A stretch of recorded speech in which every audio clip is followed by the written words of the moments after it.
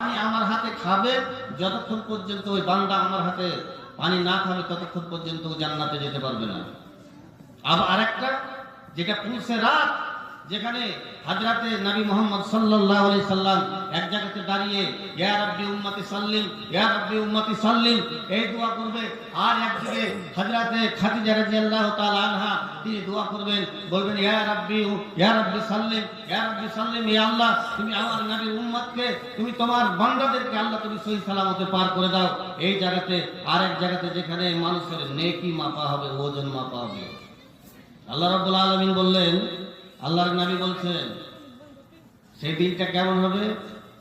নবী সাল্লাল্লাহু আলাইহি ওয়াসাল্লাম বলছেন আয়েশাকে, আয়েশা রাদিয়াল্লাহু তাআলা আনহা বলছেন কালা সামিতু রাসূলুল্লাহ সাল্লাল্লাহু আলাইহি ওয়াসাল্লাম ইয়াকুলু ইউসারুন নাসু ইয়াউমাল কিয়ামা কুফাতান উরাতান গুরলান কুনতু ইয়া রাসূলুল্লাহ